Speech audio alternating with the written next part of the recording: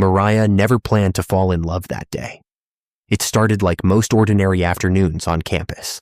Sunlight stretching lazily across the courtyard, students scattered in clusters, and the quiet hum of life moving forward. She had her headphones in, her mind focused on deadlines, her future mapped out in careful, color-coded steps. Love wasn't part of the plan, and yet somehow, Ethan found his way into it. He wasn't extraordinary at first glance. No grand entrance, no dramatic moment, just a simple collision, literally. Mariah turned a corner too quickly, her books slipping from her arms as she ran straight into him. "Oh my gosh, I'm so sorry," she started, kneeling down quickly. "No, that was my fault," Ethan said, already helping her gather her things. Their hands brushed for just a second. It was small, almost nothing. But something shifted. They both felt it. "Are you okay?" he asked, offering a slight smile. Mariah nodded, brushing a loose strand of hair behind her ear. Yeah, I'm fine." There was a pause, one of those strange, suspended moments where time slows just enough for something meaningful to slip in unnoticed. "I'm Ethan," he said. "Mariah." And just like that, it began. At first, their relationship felt effortless. They studied together, laughed over late-night takeout, and spent hours talking about everything and nothing at all. Ethan had a way of making her feel seen, not for her achievements or her plans, but simply for who she was. And Mariah brought something steady to Ethan's life. She was focused, driven, grounded in ways he had never quite managed to be.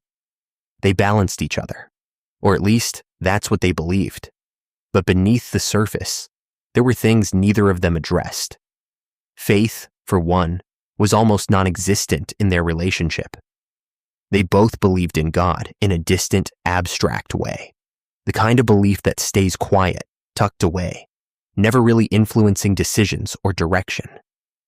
They didn't pray together. They didn't seek guidance beyond themselves. They built everything on emotion, chemistry, and shared dreams. And for a while, that felt like enough. The shift didn't happen all at once. It never does. It started with small things, missed calls, canceled plans, subtle irritations that lingered longer than they should have. Ethan struggled to keep up with the structure of college life. Deadlines slipped, opportunities passed. He carried a quiet frustration with himself that he didn't know how to express. Mariah, on the other hand, was moving forward, fast. Internships, job offers, clear direction. And without realizing it, she began to feel like she was carrying both of them. "You've been distant," she said one evening, sitting across from him at their usual cafe. Ethan sighed, rubbing the back of his neck. "I'm just tired." "You're always tired.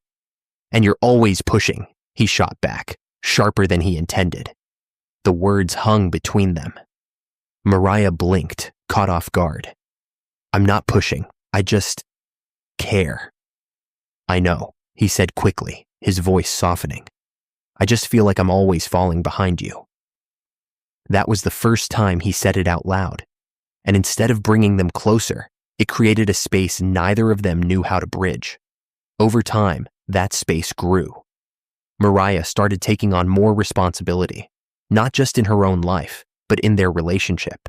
She made the plans, initiated the conversations, tried to keep everything together. Ethan withdrew further, overwhelmed by a sense of inadequacy he couldn't shake. He loved her. That wasn't the problem. The problem was that love, on its own, wasn't fixing anything. The night everything fell apart wasn't dramatic.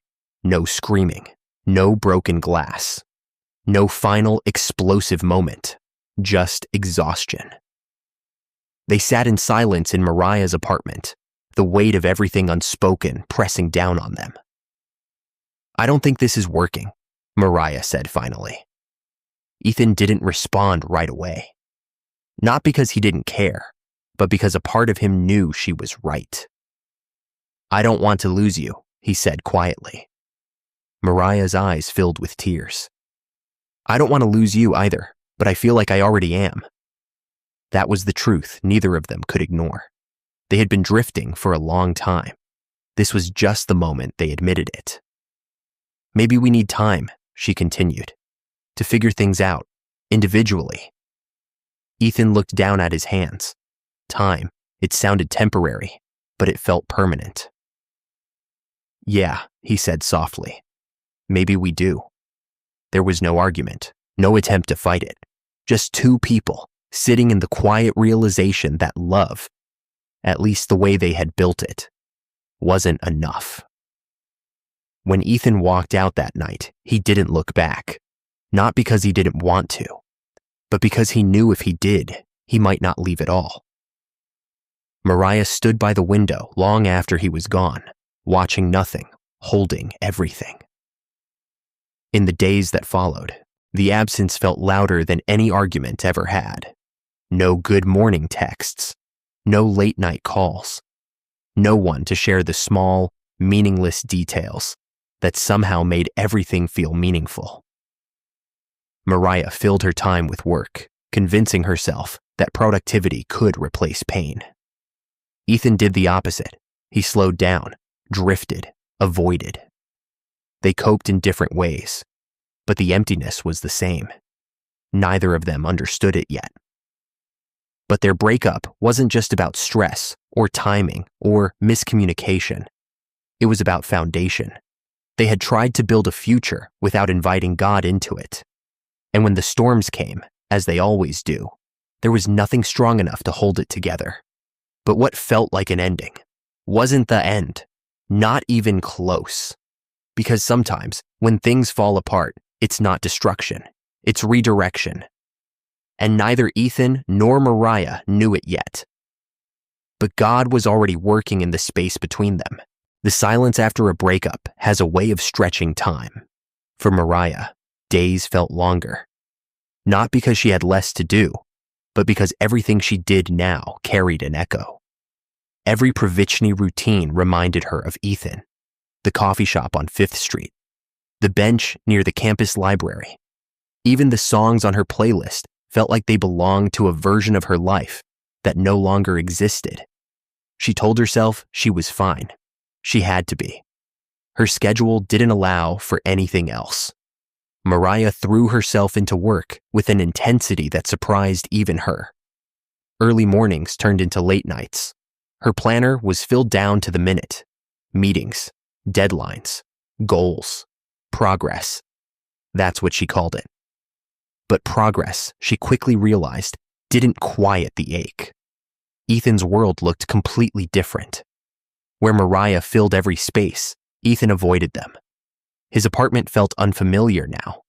Too quiet, too still. He left the TV on most nights, not to watch it, but to fill the silence. He slept at odd hours, skipped meals, ignored messages from friends. He kept replaying everything, every conversation, every argument, every moment he could have said something different, done something better. I should have tried harder, he muttered one night, staring at the ceiling. But regret is a strange thing. It convinces you that clarity always comes too late. A week passed, then 2. Neither of them reached out, not because they didn't want to, but because they didn't know how. What do you say after something like that? I miss you. I made a mistake. Can we try again? The words felt too heavy, too risky, so they said nothing. Mariah's breaking point came on a Thursday evening. She had just landed a major opportunity at work, one she had been striving toward for months. Her boss had praised her. Her colleagues had congratulated her. By every standard, it was a win. But when she got home, the excitement faded almost instantly. She stood in her apartment, keys still in her hand, staring at the empty space. There was no one to tell. No one who would understand what it took for her to get there. No one to celebrate with. And suddenly, the success felt hollow. Mariah set her bag down slowly, her chest tightening in a way she couldn't ignore. This is what I wanted, she whispered to herself. So why didn't it feel like enough? She walked to the kitchen, poured herself a glass of water, then stopped halfway through. Her hands were shaking. The weight she had been holding back for weeks finally broke through. Tears fell, quiet at first, then uncontrollable. "I did everything right," she said through sobs. "So why does it feel so wrong?" But deep down, there was a truth she hadn't fully faced yet. She had built her life on achievement and expected it to replace connection, love, and purpose. It couldn't. Across town, Ethan was unraveling in a different way. His breaking point wasn't loud either. It came in the form of a phone call. "Hey man, we've got to let you go." Ethan sat in his car, phone pressed to his ear, barely hearing the rest. Budget cuts, performance concerns, company restructuring. Words blurred together. "Yeah," he said finally. "I understand." But he didn't. Not really. After the call ended, he didn't move, didn't start the car, didn't even look up. He just sat there, gripping the steering wheel, feeling the familiar weight settle in his chest. Failure. It wasn't new, but this time it felt heavier because now there was no one beside him to soften the fall. "I lost everything," he said quietly. It wasn't entirely true, but it felt true.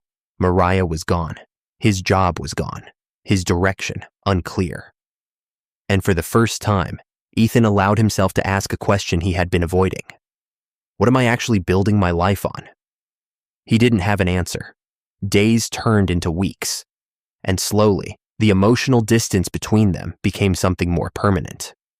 Mariah stopped checking her phone, hoping for his name to appear. Ethan stopped driving past the places they used to go. They weren't just apart anymore. They were moving on, or at least trying to. One evening, Mariah met up with her friend Danielle for dinner. "You've been different," Danielle said gently, watching her from across the table. "Different how?" Mariah asked, though she already knew. "Quieter, more guarded." Mariah looked down at her plate. "I'm just focused right now." Danielle raised an eyebrow. "Focused or distracted?" That hit deeper than Mariah expected. "I'm fine," she insisted. Danielle didn't argue. She just nodded slowly. "Okay, but just so you know, you don't have to carry everything alone." Mariah forced a small smile. But the truth was, she didn't know how to let anyone in anymore. Not after Ethan. Ethan, meanwhile, finally answered one of the messages he had been ignoring. It was from his older brother, Marcus. "You good? Haven't heard from you in a while." Ethan stared at the message for a long time before replying. "Not really." That was all it took. Within minutes, his phone rang. "Talk to me," Marcus said. And for the first time since the breakup, Ethan did. He talked about everything: the relationship, the job, the uncertainty, the feeling that he was constantly falling short. Marcus listened quietly. Then he said something Ethan didn't expect. "Sounds like you've been trying to carry your life on your own." Ethan frowned. "What else am I supposed to do?" Marcus paused. "You ever think maybe that's the problem?" The question lingered long after the call ended. Ethan didn't have a framework for it yet, didn't fully understand what Marcus meant, but something about it stayed with him. For the first time, he considered the possibility that his struggle wasn't just external. Maybe it was deeper than that. Back in her apartment, Mariah sat by the window, staring out at the city lights. Her thoughts drifted back to Ethan, not in the same painful way as before, but with a kind of quiet clarity. They hadn't just lost each other, they had lost themselves, trying to build something meaningful without a deeper foundation, trying to control outcomes instead of surrendering them, trying to be enough without ever asking what enough really meant. The breakup had felt like an ending, but in reality, it was a breaking point, not just of their relationship, but of the lives they had been trying to hold together without God at the center. Neither of them knew it yet, but they were standing at the edge of something new. Not reconciliation, not yet. Transformation, and sometimes before God rebuilds something, He allows it to fully break. There's a kind of emptiness that doesn't look like failure. It doesn't announce itself loudly. It doesn't break things or draw attention. On the outside, everything can appear stable, even successful. But underneath, it lingers, quiet, persistent, unsettling. That's the kind of emptiness Mariah was beginning to feel. Her life, by all visible standards, was moving forward. She had stepped into her new role at work with confidence. Her schedule was full. Her performance was strong. People respected her discipline, her focus, her ability to handle pressure without cracking. "You're doing amazing," her boss told her one afternoon. Mariah smiled politely. "Thank you." And she meant it, at least partially. She was doing well.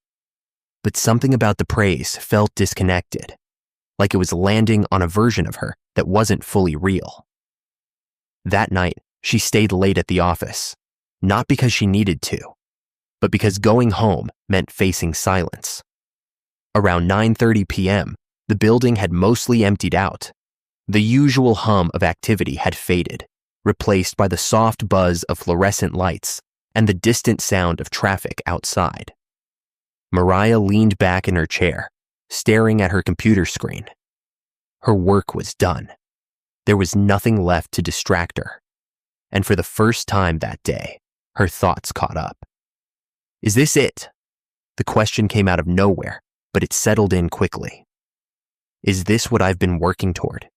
A good job, stability, independence.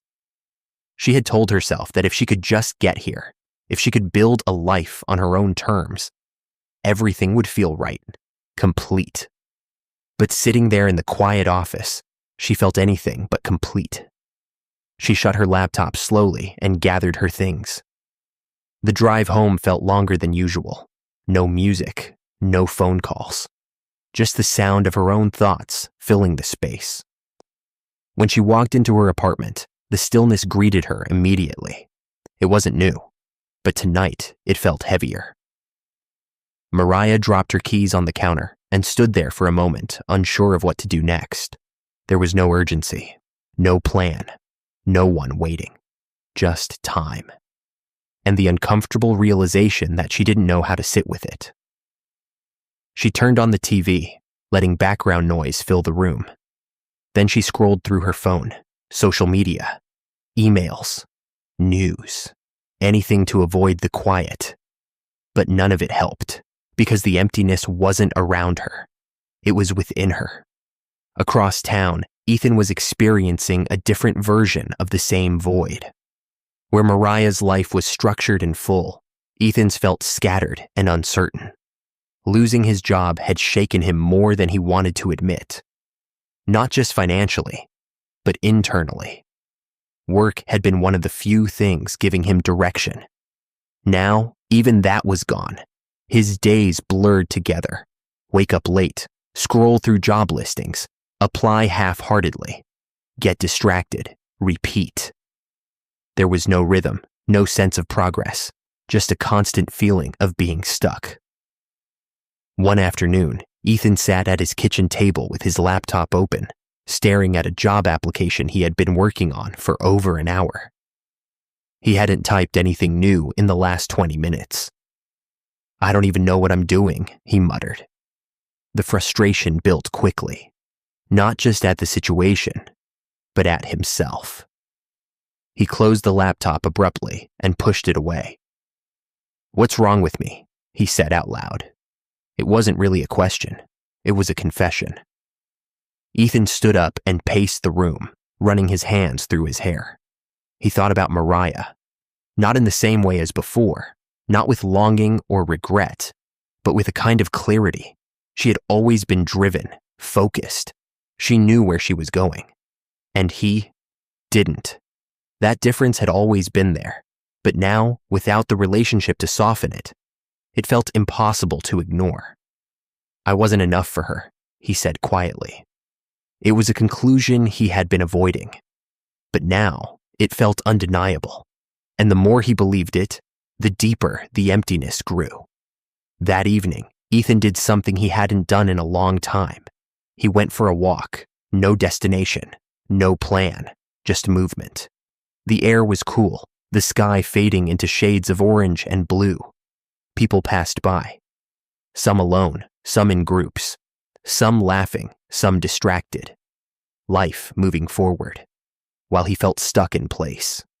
Eventually, he found himself sitting on a bench near a small park. He leaned forward, resting his elbows on his knees, staring at the ground. For a while, he said nothing. Thought nothing. Just sat. Then, almost without thinking, he spoke. "I don't know what I'm doing." The words felt strange, not because of what he said, but because of who he was saying it to. Or at least, who he might be saying it to. Ethan had never been particularly spiritual. He believed in God in a distant way, the kind of belief that didn't require much thought or involvement. God existed. That was enough. That was enough. Or at least it had been. But sitting there, in the quiet, with nothing left to distract him, he found himself doing something unfamiliar. He kept talking. "If you're real, I could use some help." He let out a small, almost embarrassed laugh. This feels weird. It did. But it also felt honest. More honest than anything he had said in a long time. Back in her apartment, Mariah sat on the edge of her bed, her laptop open but untouched. She had intended to do more work. Instead, she found herself staring at nothing, lost in thought. Her mind drifted, not to specific memories, but to patterns. The way her life had been structured. The way she had always pushed forward. The way she had measured her worth by what she could achieve. She had always believed that if she worked hard enough, planned carefully enough, stayed disciplined enough, she could build a life that felt secure, predictable, controlled. But now, sitting in the quiet of her room, she was beginning to see the flaw in that thinking. Control didn't equal peace. Success didn't equal fulfillment. And independence didn't mean she wasn't still searching for something deeper. Mariah closed her laptop and leaned back against the wall. For the first time in a long time, she allowed herself to ask a question she had been avoiding. What am I missing? The answer didn't come immediately. But the question stayed. Days passed, and slowly something began to shift in both of them. Not externally. Their circumstances hadn't changed much. Mariah was still working. Ethan was still searching. But internally, there was movement. Mariah started noticing the quiet more. Instead of running from it, she began sitting in it, just for a few minutes at first. No TV, no phone, just stillness. It was uncomfortable, but also revealing. Ethan, on the other hand, found himself returning to that bench, not every day, but often enough that it became a kind of habit. He didn't always speak, but sometimes he did. Short sentences, simple thoughts, unpolished, real. Neither of them would have called it prayer, not yet. But it was a beginning. The emptiness they felt wasn't random. It wasn't meaningless. It was an invitation to stop relying on everything that wasn't working, an invitation to look beyond themselves, an invitation to discover that what they were searching for wasn't something they could build on their own. They didn't know it yet. But they were closer than they had ever been, not to each other, but to God. And sometimes that's exactly where the real story begins. Mariah didn't plan to walk into a church that morning. It wasn't part of her schedule. It wasn't something she had been considering. If anything, it was the kind of thing she would have politely declined just a few months ago. But life has a way of leading you somewhere unexpected when you finally admit that what you've been doing isn't working. It started with a restless night.